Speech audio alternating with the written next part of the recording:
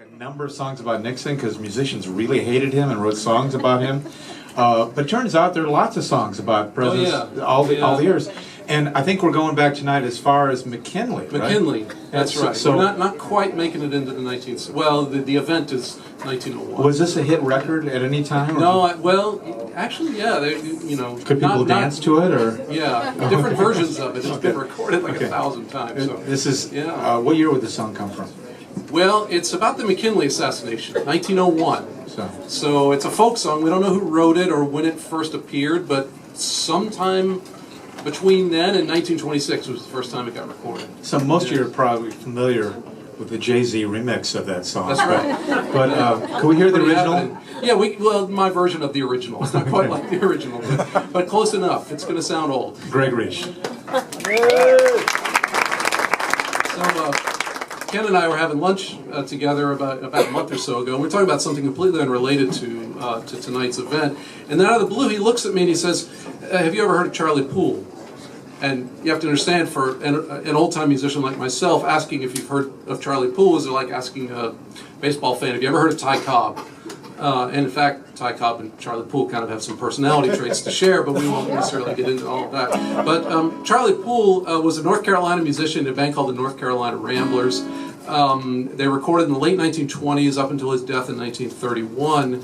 So pretty short, compact career, but very successful career for Columbia Records, and very, very influential. So even if you don't know Charlie Poole, don't know his music at all, certainly when you hear, especially like bluegrass and other kinds of string band music today, you're going to hear some residual effect of Charlie Poole's innovation. So this song it tells the story of the McKinley assassination and then Teddy Roosevelt being sworn in, which took place in 1901 in Buffalo. And I lived in Buffalo for 3 years. Yeah, you can send your condolence cards. No, actually, Buffalo is a really nice town. The weather stinks. But I have to tell you that people still talk about the McKinley assassination in Buffalo like it happened last week. It left such a mark on that community. It's such a part of that history there. And of course, Teddy Roosevelt was sworn in there on the spot there in Buffalo.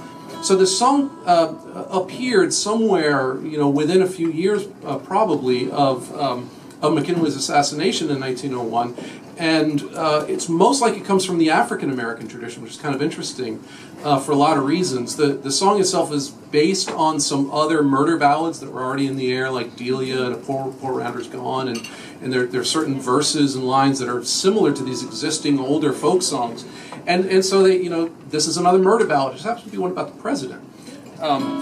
It's called the White House Blues, and here's my version of it.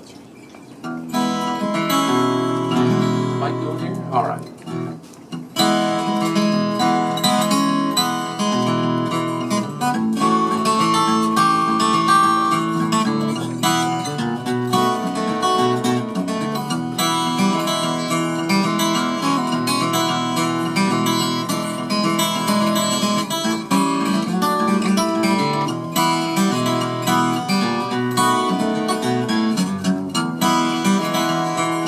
McKinley hollered, McKinley squalled, old Doc said, "McKinley, I can't find that ball, carry me back to Washington."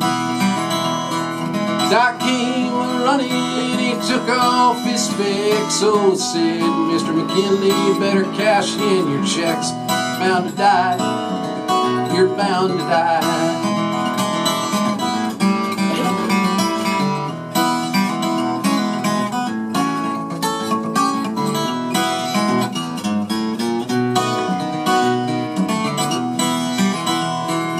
Jumped on his horse and he pulled on the mane. He said to this horse, "Gotta outrun the train from Buffalo to Washington."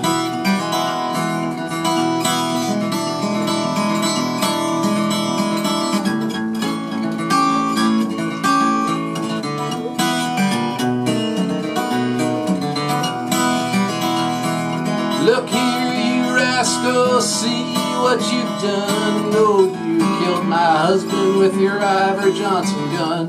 Carry me back to Washington." Hush up, you little children, now don't you fret. Oh, you'll draw a pension from your papa's death. He is gone a long, long time.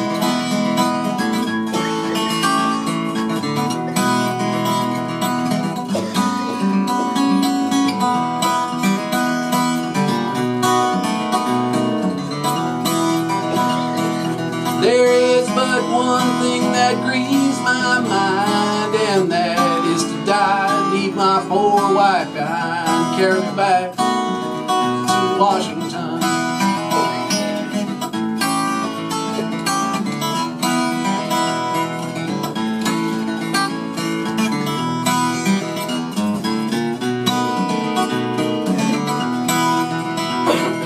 Yonder comes the train, it's a-rolling down the line, blowing at every station. Mr. McKinley's dying. It's hard time, it's hard time. Roosevelt's in the White House, he's doing his best. Old McKinley's in the graveyard, he's taking his rest. He is gone a long, long time.